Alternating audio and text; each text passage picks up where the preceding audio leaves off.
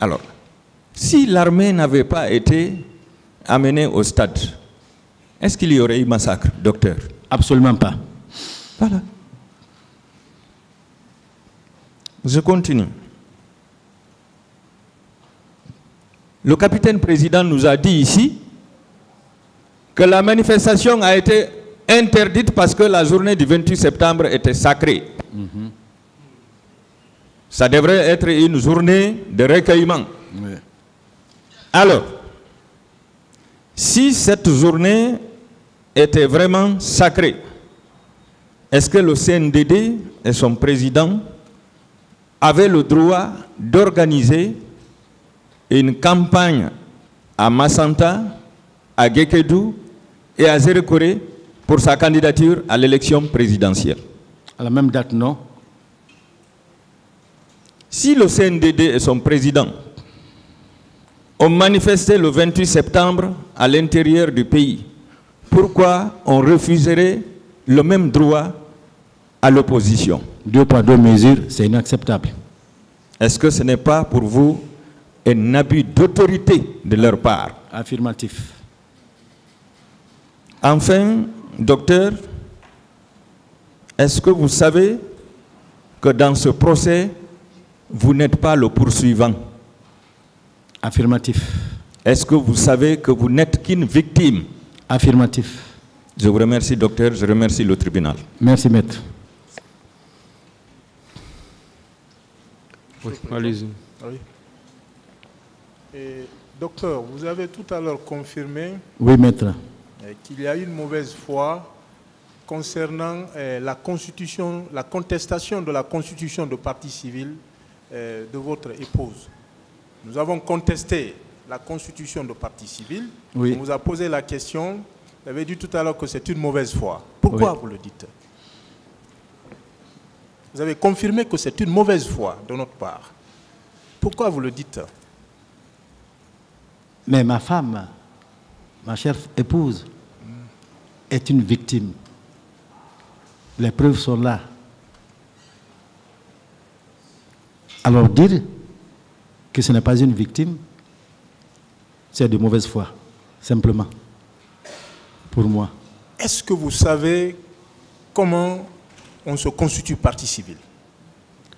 Vous vous considérez partie civile quand vous avez subi, vous avez souffert, vous avez été martyrisé, blessé, que ce soit moralement ou physiquement, et que l'opportunité s'offre à vous pour venir exorciser ce que vous avez devant ceux qui peuvent guérir par la justice, c'est en ce moment que vous constituez partie civile. À titre illustratif, comment vous avez fait pour vous constituer partie civile?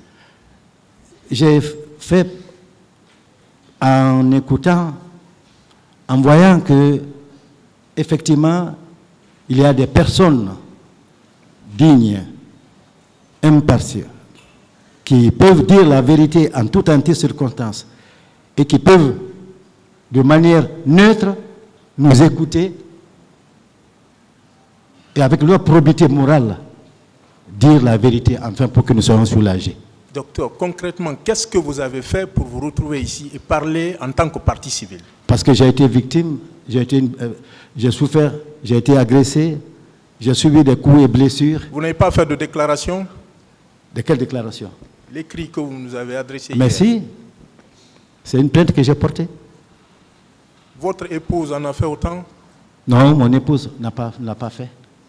Alors pourquoi vous parlez de mauvaise foi? Il a répondu à cette question.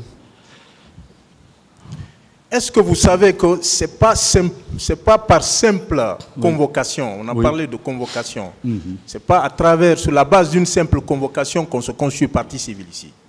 Est-ce que vous le saviez? Oui. Et des crimes, parce que vous avez confirmé, c'est ahurissant. Des crimes ont-ils été commis par les agents des services spéciaux en votre présence au stade du 28 septembre? Est-ce que des crimes ont été commis en votre présence par les agents des services spéciaux en votre présence au stade du 28 septembre? Des crimes ont été commis par des membres des forces de défense et de sécurité de l'armée guinéenne à l'époque, au stade du 28 septembre, le 28 septembre 2009, à ma présence. Je parle des services spéciaux. C'est ce que je peux vous dire. Aviez-vous vu ce jour-là le colonel Moussa Tcheboro Camara donner des instructions ou fournir des moyens à l'effet de commettre des crimes au stade du 28 septembre? Non. Est-ce que vous savez que le colonel Moussa Tcheboro a soutenu à cette barre que l'entretien entre le président Moussa Dadis Camara et le président Sidia ne s'est pas déroulé en sa présence? Est-ce que vous le savez? Il a soutenu à cette barre. Non.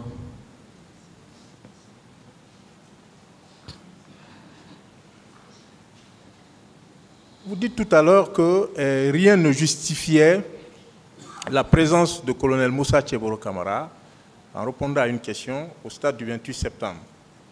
Et vous souteniez par ailleurs qu'il était bien fondé dans son rôle de sensibilisateur au stade du 28 septembre. Comment vous expliquez ces propos? Non, rien ne justifiait sa présence au stade du 28 septembre et le propos selon lequel il était bien fondé dans son rôle de sensibilisateur. Donc, je n'ai pas dit rien ne justifiait sa présence. Je dis rien ne justifiait la présence des forces de l'ordre, des militaires. On vous a parlé de colonel Moussa Tcheboro. Vous m'avez posé la question, laissez-moi aller. Allez-y, s'il vous plaît. Allez-y. Rien ne justifiait la présence des hommes en armes avec des armes létales le 28 septembre 2009 au stade du même nom. Rien ne justifiait.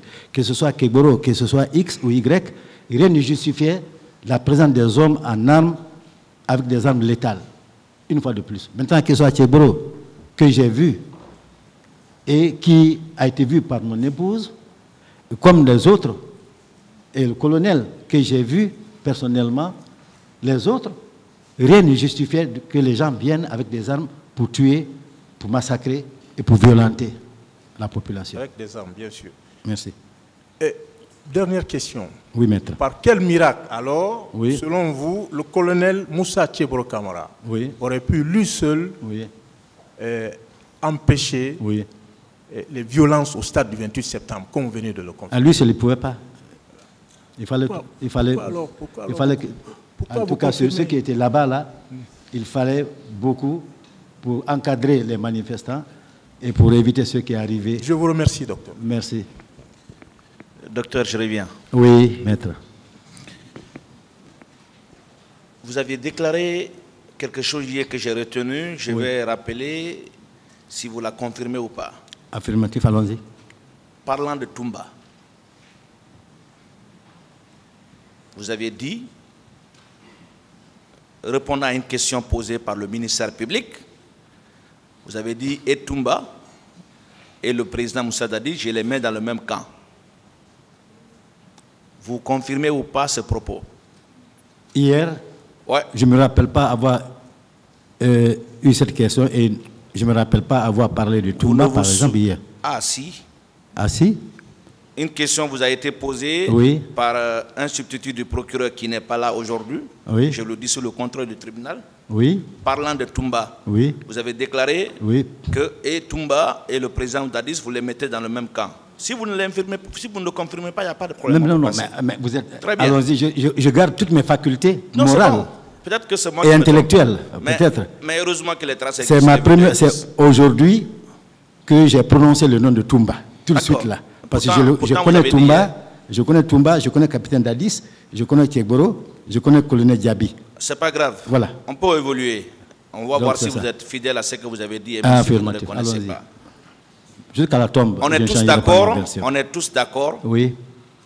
Que parmi ceux qui sont venus commettre des atrocités au stade, il y avait des bérets rouges, oui ou non?